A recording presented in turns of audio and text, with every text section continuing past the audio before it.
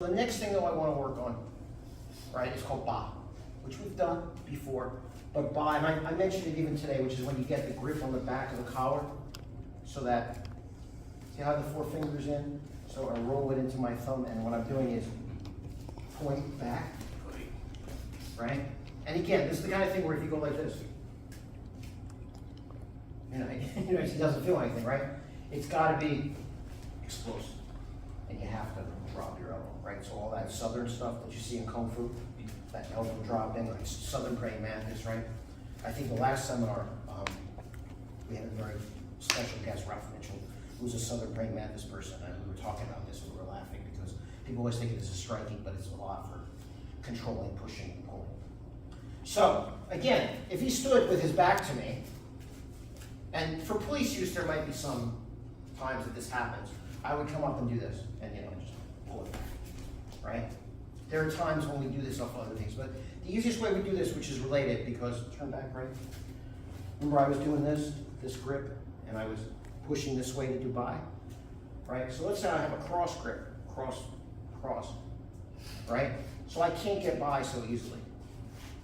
Am I making sense? Yes. Okay, I'm not in that same position.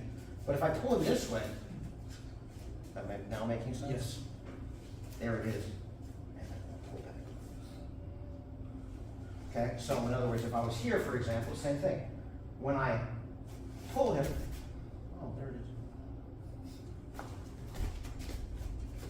is. If you don't have a jacket, right, and this is where our particular brand, the Squinty Jowl, right, since we know that it was for police use and military use, and we didn't know we were always going to have a tough, a hardy jacket, I can get his trapezius and pull. Right? Just when you thought you were out, you're right back. Yeah, see? So in other words, if you don't have a jacket, just grab the trapezius, which is this muscle on the top of your wrist. Now, if you're mean, you can block it with your foot. I didn't tell you to do that. Okay? So, pull, bob, okay? So, there's two things going on here, right? I was talking about how this technique is like what we call horse and shinny, or sometimes we call it the Thai bird.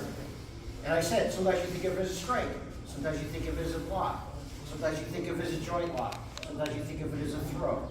And the joke that we have, and students all know this, right, is when you ask, is this a strike? Is this a block? Is it a joint lock? Is it a throw? The answer is Yes. Yes. It's all these things. Once you understand that, you start to understand Chinese martial arts more. The other thing I say about this is the strength of Chinese martial arts is the weakness of Chinese martial arts, which is usually you do a form and you're moving in the air, and they'll tell you, like, well, every one of these movements has 10 or 15 applications. That sounds great, right? Wow, I learned a form, and every movement had 15 or 20 applications. But you didn't train them. You don't know what they are. So that's the bad side. You have to keep drilling this.